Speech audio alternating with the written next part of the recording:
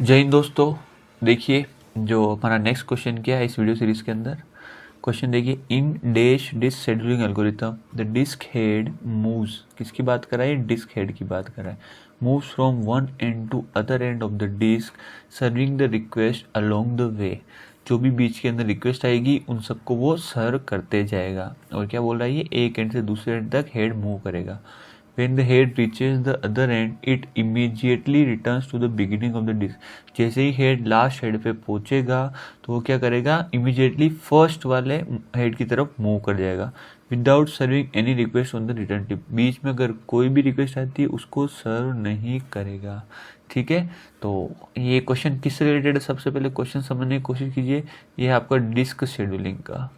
सबसे पहले किससे रिलेटेड क्वेश्चन है आपका? ये डिस्क शेड्यूलिंग। डिस्क शेड्यूलिंग जो होती है वो आपके देखिए, एक फर्स्ट इन फर्स्ट आउट होती है और दूसरी होती है स्कैन और तीसरी होती है लुक। ध्यान रखना, स्कैन को हम इलेवेटर भी बोलते हैं। ये भी क्वेश्चन आया हुआ एग्जाम में कई बार। जो करा रहा हूँ सारे प्रीवियस ईयर क्वेश्चन है। ठीक है, फर्स्ट इन फर्स्ट आउट के अंदर क्या होगा, मान लीजिए ये आपकी क्या है, इस तरीके से आपका हेड मूवमेंट करता है और हेड मान लीजिए रास्ते में कहीं यहाँ पे होगा। ओके, और ये आपके ब्लॉक नंबर है 0 से लेके 100 तक। और मान लीजिए 10 है, ये 20 है, ये 30 है, ये 40 है, ये 50 है, और इस तरीके से 90 करके इस तरीके से आपके ब्लॉक मूवमेंट दे रखे हैं, है ना। और ये जो वो नंबर है जहाँ पे आपका हेड क्या कर रहा है, रिक्वेस्ट करता है, या तो डेटा रखेगा या डेटा रिट्रीव करेगा। किससे? डिस्क से। तो फर्स्ट इन फर्स्ट आउट के अंदर क्या होगा, जिस सीक्वेंस के अंदर आपको डेटा दे रखा है उस सीक्वेंस के अंदर आपको क्या करना है, विजिट करना है। स्कैन के अंदर क्या होगा, एक बार क्या करेगा, या तो लेफ्ट टू राइट मूव करेगा, right to move left move करेगा, या आउटवर्ड से इनवर्ड करेगा, या इनवर्ड से आउटवर्ड की ओर मूव करेगा। मोस्टली बुक्स के अंदर स्कैन एल्गोरिथम के अंदर दे रखा है कि ये सबसे पहले आउटवर्ड से इनवर्ड की ओर आपका जो हेड है इसका वो मूव करेगा। ओके, तो ये है आपका आउटवर्ड और ये है आपका इनवर्ड। तो स्कैन एल्गोरिथम क्या करेगा, लास्ट बाउंड्री तक जाएगा। यहाँ से गया और यहाँ से पूरी की पूरी बीच में जो भी रिक्वेस्ट अगर आई हुई है उसको सर्विस देगा और लास्ट तक जाएगा और वापस रिटर्न होगा। और यहाँ से वापस बीच के अंदर जो भी रिक्वेस्ट बची हुई है उन सबको सर्विस देगा और वापस इस तरीके से मूव करेगा। किसके अंदर बोल रहा हूँ मैं? ये जो मैं बोल रहा हूँ आपको स्कैन एल्गोरिथम के अंदर बोल रहा हूँ। अब देखिए, स्कैन एल्गोरिथम के अंदर एक और पार्ट होता है सर्कुलर स्कैन। ठीक है, इसी के अंदर एक और क्या होता है आपका, सर्कुलर स्कैन। सर्कुलर स्कैन के अंदर क्या होता है, वही चीज़ होती है। सबसे पहले जो रिक्वेस्ट आई है एक साइड मूव करेगा इनवर्ड की साइड, और बीच में अगर कोई रिक्वेस्ट आई हुई है उनको सर्विस देगा और डिस्क के एंड तक मूव करेगा और फिर वापस टर्न बैक हो जाएगा। पर सर्कुलर स्कैन का ध्यान रखना, जब ये रिटर्न होगा तो वापस रिटर्न होने के बाद ये जो विजिट करेगा ना, इसके अंदर किसी को भी वो रिक्वेस्ट नहीं देगा। वो वापस कहाँ जाएगा, लास्ट एंड तक जाएगा और फिर यहाँ से वापस रिटर्न करते हुए जो भी ब्लॉक की रिक्वेस्ट बची हुई है उसको रिक्वेस्ट देगा, उनको सर्विस प्रोवाइड करेगा। ये किसके अंदर होगा, आपके सर्कुलर स्कैन के अंदर। सेम कंसेप्ट लुक के अंदर है। देखिए लुक क्या करेगा, ज़्यादा डिफरेंस नहीं है लुक के अंदर और सर्कुलर स्कैन के अंदर। लुक के अंदर क्या होगा, ये बाउंड्री वैल्यू को नहीं सर्विस देगा। भाई बाउंड्री वैल्यू के ऊपर अगर कोई रिक्वेस्ट है ही नहीं तो लास्ट तक क्यों जाएगा, ऑब्वियस सी बात है। ठीक है, तो लुक के अंदर ये बाउंड्री वैल्यू तक नहीं जाता है आपका हेड, और जहाँ तक आपकी लास्ट रिक्वेस्ट दी हुई है वहीं तक मूव करेगा और बाकी सारी चीज़ें स्कैन की तरफ परफॉर्म करता है। तो अभी देखिए क्वेश्चन हमें क्या दिया हुआ है कि जो आपका डिस्क हेड मूवमेंट है एक एंड से दूसरे एंड जाता है। यहाँ देखिए एक एंड से दूसरे एंड जा रहा है और बीच में जब वो टर्न बैक करेगा तो किसी भी और रिक्वेस्ट को सर्विस नहीं देगा, नहीं दी ना इसने, और वापस क्या करेगा, टर्न के ऊपर जो भी बीच में रिक्वेस्ट आएगी उसको सर्विस देगा। ठीक है, इसका मतलब ये जो आपकी एल्गोरिथम कौन सी है, C scan algorithm. C scan algorithm है। सबसे पहले स्कैन एल्गोरिथम कैसे है, क्योंकि वो सबसे लास्ट एंड तक गया, यही पहचानने का तरीका है। स्कैन एल्गोरिथम और लुक एल्गोरिथम डिफरेंस, अगर लास्ट एंड तक जाए तो स्कैन एल्गोरिथम, लास्ट एंड तक नहीं जाए तो लुक एल्गोरिथम। फिर वापस अगर टर्न हो रहा है और बीच के अंदर कोई सर्विस नहीं दे रहा है, इसका मतलब वो सर्कुलर है। तो लुक भी आपकी एक और तरह की होती है, सी लुक। सर्कुलर कैसे पहचानोगे, ये लिखा रहेगा, when the head reaches the dead it immediately returns to the beginning of the days without servicing any request, और कोई रिक्वेस्ट को सर्विस नहीं देगा। ओके, तो इसका आंसर क्या होगा हमारा, सर्कुलर लुक स्कैन आंसर हो चुका है। सॉरी, सर्कुलर स्कैन, ये वाला डी वाला आंसर। ओके, चलिए देखिए, सारे जो क्वेश्चन करा रहा हूँ ये आपके प्रीवियस ईयर क्वेश्चन है। कौन से हैं आपके? प्रीवियस ईयर क्वेश्चन है जो आपके एग्जाम के अंदर आए हुए हैं। देखिए नेक्स्ट तरह का क्वेश्चन क्या, semaphores are use to solve the problems of. Semaphore किस तरह की प्रॉब्लम सोल्व करता है? तो सबसे पहले सीमाफोर क्या है ये आपको पता होना चाहिए। सीमाफोर क्या है? आपके इंटीजर वेरिएबल। क्या है? एक तरह का integer variable. Okay, integer variable. और ये आते हैं आपके दो तरह के होते हैं सीमाफोर। एक तो सीमाफोर होगा आपके, सीमाफोर के आपके इंटीजर वेरिएबल, और ये दो तरह के होते हैं। एक तो आपके बाइनरी सीमाफोर और एक आपके इंटीजर सीमाफोर हो गया। ओके, तो अभी हम बात कर रहे हैं जैसे कि भाई आखिर काम कैसे आता है।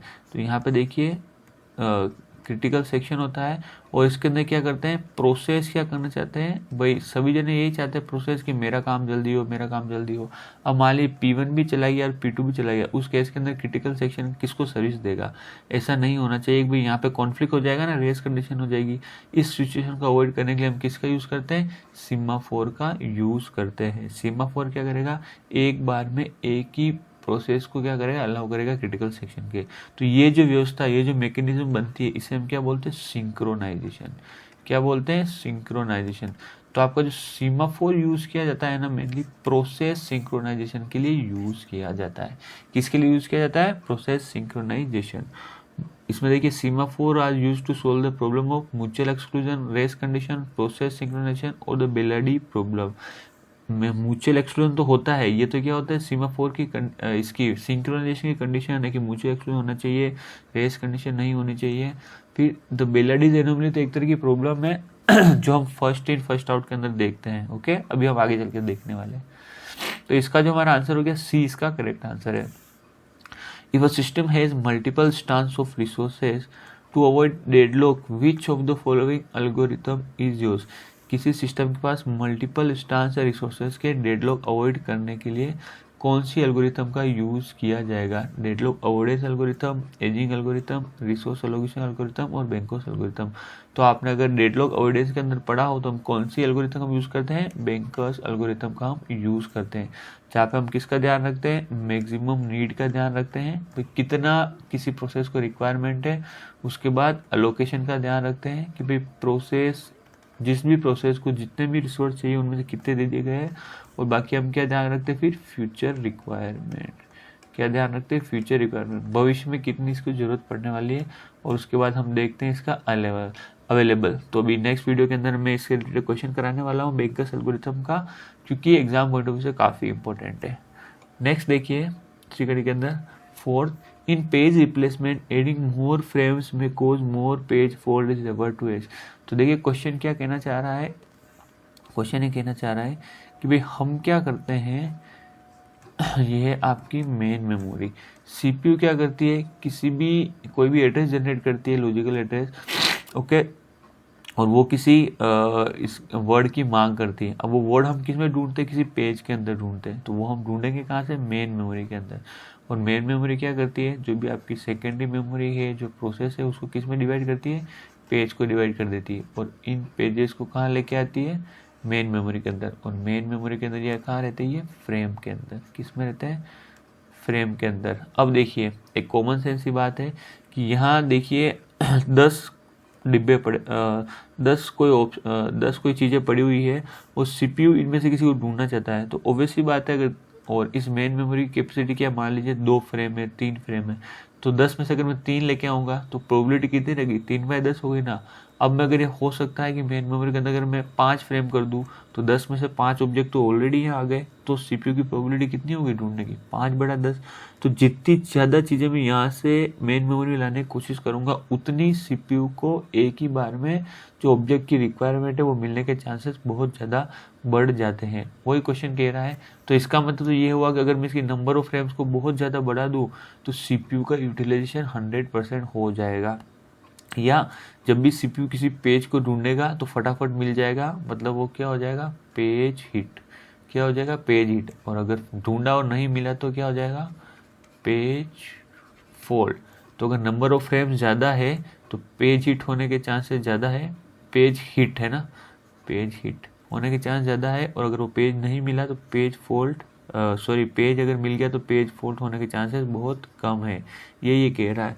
पर बेलाडीज ने एक्सपेरिमेंट किया था, बेलाडीज है ना, साइंटिस्ट ने एक्सपेरिमेंट किया था फर्स्ट इन फर्स्ट आउट के अंदर कि ऐसा कोई ज़रूरी नहीं है कि अगर आप मेन मेमोरी के अंदर बहुत ज़्यादा बहुत ज़्यादा फ्रेम्स रखोगे और पेजेस को उनके अंदर लेके आओगे, या अगर नंबर ऑफ फ्रेम्स अगर आप इंक्रीज करोगे तो जो आपके जो पेज हिट है ना वो डिक्रीज होंगे, और पेज हिट इंक्रीज होंगे और पेज फॉल्ट आपका क्या होगा, डिक्रीज होगा।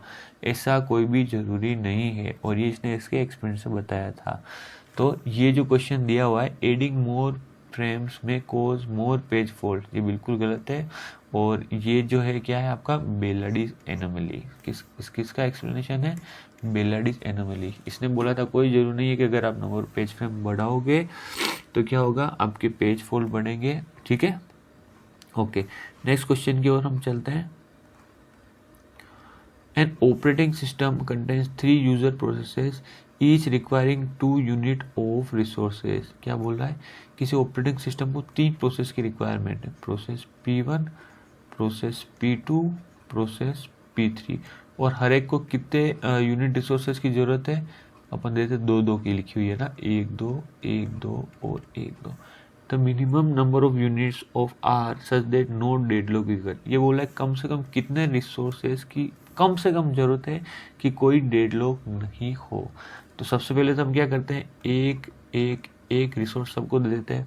ठीक है, मान लेते हैं अगर हम एक रिसोर्स देते हैं तो टोटल रिसोर्स कितने हो गए, 3। अब देखिए क्या P1 अपना काम कंप्लीट कर देगा, P2 कर देगा, P3 कर देगा, नहीं, कोई भी नहीं कर पाएगा, क्योंकि इन सबको कम से कम एक रिसोर्स की और आवश्यकता है अपना पूरा का पूरा प्रोग्राम एग्जीक्यूट करने के लिए। ठीक है, तो मान लीजिए अगर मैं P1 को एक रिसोर्स और दे देता हूँ, अब क्या होगा बताइए, पहले कितने रिसोर्स है आपके पास, 3, और ये जो सिचुएशन थी किसकी थी, आपकी डेडलॉक की। किसकी, डेडलॉक की। ध्यान रखना, अगर मैं एक कम रिसोर्स देता हूँ सबको तो सिचुएशन किसकी होती है, डेडलॉक की। पर अगर मैं एक और रिसोर्स इनको एलोकेट करता हूँ तो यहाँ देखो कि P1 को कितनी रिक्वायरमेंट थी, 2 रिसोर्स की रिक्वायरमेंट थी, इसकी फुलफिल हो चुकी है। जैसे फुलफिल होगी ये दोनों रिसोर्स अपने क्या कर देगा, रिलीज कर देगा। अब ये दोनों रिसोर्स किसे मिल जाएंगे, नेक्स्ट जो भी प्रोसेस होंगे उनको मिल जाएंगे, ये भी अपना काम कर देगा और पूरा काम खत्म हो जाएगा। इसका मतलब क्या है, जब भी आपको डेडलॉक कंडीशन पूछे तो आपको क्या करना है, जितनी भी रिसोर्स दी हुई है उनमें से एक माइनस करना है, वो आपका आंसर हो जाएगा। पर अगर आपको डेडलॉक फ्री करना है सिस्टम को तो आपको क्या करना पड़ेगा, उसके अंदर एक ऐड करना पड़ेगा। तो कम से कम कितने रिसोर्स की आवश्यकता है, वो है आपके 4। ओके, देखिए मान लीजिए अगर यहाँ पे दिया होता है कि यही रिसोर्स प्रोसेस मान लीजिए P1, P2 और P3। ओके, और यहाँ पे आपको दे रखा है कि भाई कितने रिसोर्स, हर एक को कितने रिसोर्स की आवश्यकता है, 4। तो बताइए डेडलॉक कंडीशन क्या होगी और डेडलॉक फ्री कंडीशन क्या होगी। तो डेडलॉक कंडीशन के लिए आपको क्या करना है, एक कम प्रोसेस एलोकेट करना है। P1 को 4 की जरूरत है तो मैं 3 करूँगा, 3 3 3, कितने हो गए, 9। तो ये जो कंडीशन है कि ये श्योर है कि ये डेडलॉक कंडीशन है। अगर डेडलॉक फ्री कंडीशन करनी है तो मैं इसमें एक ऐड कर दूंगा, +1, क्या हो गया, डेडलॉक। तो ये श्योर है कि भाई कम से कम अगर 10 आप रिसोर्स दोगे तो ये जो सिस्टम है वो क्या होगा, आपका डेडलॉक फ्री होगा। ओके, ठीक है, चलिए नेक्स्ट क्वेश्चन की ओर हम चलते हैं। हम the problem of indefinite blockage of low priority jobs in general priority scheduling algorithm can be solve by. ये बोल रहा है कि indefinite blockage of low priority jobs in general priority scheduling algorithm.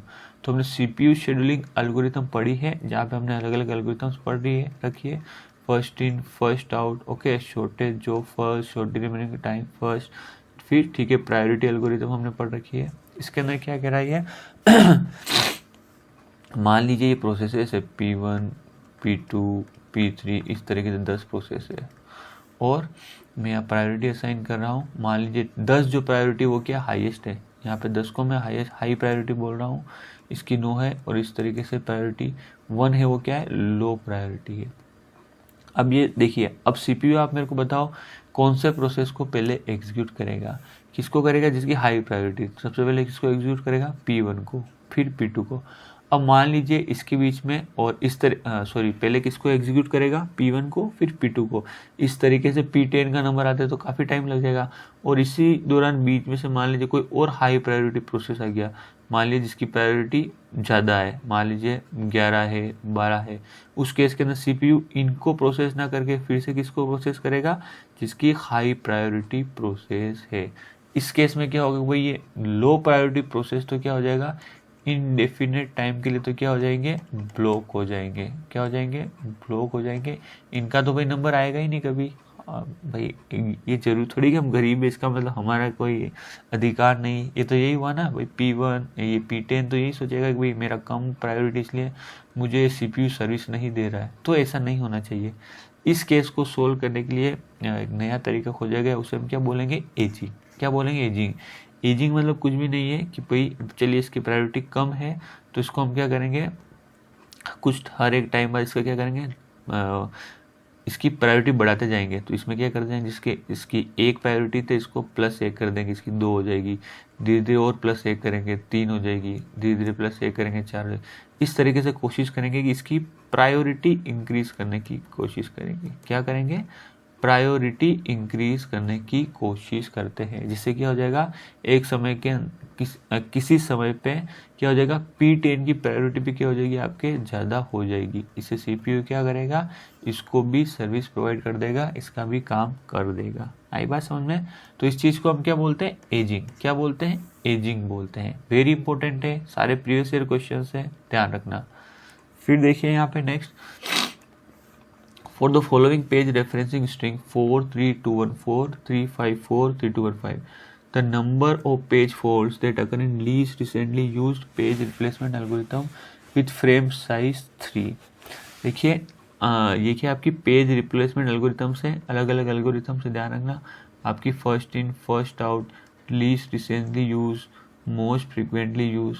Okay, तो अभी हम किसकी बात कर रहे हैं, लीस्ट रिसेंटली यूज।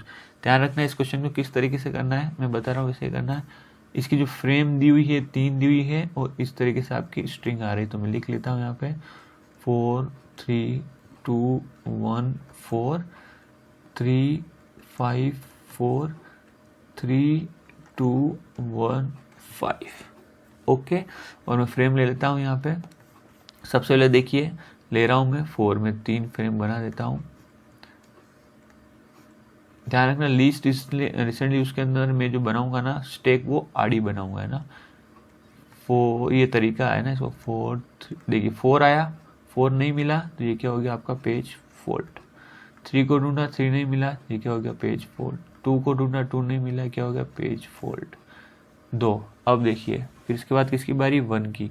1 है यहाँ पे, नहीं है, तो ये क्या हो गया, पेज फॉल्ट। तो यहाँ पे क्या आ जाएगा, 4। 4 को ढूंढा, 4 मिल गया, हाँ है, तो ये क्या हो गया आपके हिट। पर ध्यान रखना 4 को काट के वापस लिख लेना आप, ठीक है। 3 को ढूंढा, 3 मिल गया, हाँ मिल गया, ये क्या हो गया, हिट। पर इसको कट करके वापस कहाँ लिख लोगे आप, आगे लिख लोगे, क्योंकि हमेशा हमें किसको चेंज करना है, जो लीस्ट रिसेंटली यूज हुआ है, ये ध्यान रखना आप। इसलिए इसके अंदर जो मैं तरीका बता रहा हूँ उस पैटर्न को हम फॉलो करेंगे। 5 देखिए, 5 मिला इसके अंदर, नहीं मिला, तो वो क्या हो गया, पेज फॉल्ट। इसको काट के आप क्या लिख लोगे, 5। 4 को देखिए, 4 मिला, नहीं मिला, तो ये क्या, सॉरी 4 को देखा तो 4 यहाँ पे मिल गया, ये क्या हो गया, हिट। इसको काट के वापस हम आगे लिख देंगे। 3 देखिए, 3 मिला क्या, यस, तो ये क्या हो गया आपका हिट। 2 देखिए, 2 मिला क्या, नहीं मिला, तो ये क्या हो गया, पेज फॉल्ट। 1 ढूंढिए, 1 मिला क्या, नहीं मिला, है ना, तो ये क्या हो गया, पेज फॉल्ट। 5 देखिए, 5 मिला क्या, नहीं मिला, तो ये क्या हो गया, पेज फॉल्ट। ओके, आपको क्या पूछा है, the number of page fault पूछा है। कितने देखिए, 1 2 3 4 5 6 7 8, कितने पेज फॉल्ट हो गए आपके पास, कितने हो गए, 8। और पेज हिट कितने हो जाएंगे, 1 2 3 4, 4 पेज हिट हो जाएंगे। तो पूछा पेज फॉल्ट है 8, इसका मतलब इसका आंसर क्या हो गया हमारा, 8 सही आंसर हो चुका है, ठीक है। जो मैं अप्रोच बहुत इंपॉर्टेंट है, ध्यान रखना क्वेश्चन को अटेंड करने की अप्रोच इज़ वेरी इंपॉर्टेंट, इस चीज़ का आप ध्यान रखना है ना। जो मैं अप्रोच यूज़ करना हूँ वही अप्रोच आपको यूज़ करनी है। नेक्स्ट देखिए, match list 1 with list 2, stack algorithm, elevator algorithm, priority schedule algorithm, हेवेंडर एल्गोरिथम। आपको सही चूज़ करना है, डेडलॉक है, डिशेड्यूलिंग की है, पेज रिप्लेसमेंट की है, सीपीयू शेड्यूलिंग की है। तो जो भी आपको याद है याद कर लीजिए। इलेवेटर एल्गोरिथम मैंने अभी बताई थी, मैंने बोला स्कैन एल्गोरिथम को ही हम इलेवेटर एल्गोरिथम बोलते हैं, और आपने देखा होगा कि हमने कहाँ यूज़ किया, डिशेड्यूलिंग के अंदर। तो बी का आंसर तो आपके पास क्या निकल के आ जाएगा, BCD। बी का आंसर क्या निकल आ जाएगा आपका, सेकंड निकल के आ जाएगा। फिर देखिए प्रायोरिटी शेड्यूलिंग एल्गोरिथम, ये एल्गोरिथम कौन सी है आपकी, CPU शेड्यूलिंग। कौन सी है, CPU शेड्यूलिंग। तो सी का आंसर क्या निकल के आ जाएगा आपके, फोर्थ निकल के आ जाएगा। फिर देखिए स्टैक एल्गोरिथम है, ये कौन सी है आपकी, पेज रिप्लेसमेंट एल्गोरिथम। कौन सी है, पेज रिप्लेसमेंट एल्गोरिथम। तो ये कौन सी आ जाएगी आपकी, थर्ड। कौन सी आ जाएगी, थर्ड। और ये लास्ट कौन सा बचा है आपका, हेवेंडर्स एल्गोरिथम। तो ये हमारा हो जाएगा फर्स्ट डेडलॉक। तो देखिए जो भी कराता हूँ ना, सारे प्रीवियस क्वेश्चन से क्या कराता हूँ मैं, सारे प्रीवियस ईयर क्वेश्चन से, जिसके आपके कंसेप्ट क्लियर हो। ओके, तो ध्यान रखना हम किसकी तैयारी करें, राजस्थान सेट एग्जाम। किसकी, राजस्थान सेट एग्जाम 2023 की। और आपका जो पेपर है जल्द होने वाला है, कम ही समय बचा है। ओके, तो इन क्वेश्चंस को देखते रहिए, जिससे आपको काफ़ी बेनिफिट मिलने वाला है। ओके, थैंक यू, मिलते हैं हमारे नेक्स्ट वीडियो के अंदर।